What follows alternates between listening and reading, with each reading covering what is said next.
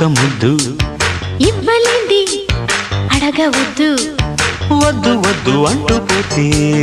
Chinnadana ఎప్పుడంట ఇచ్చేదంట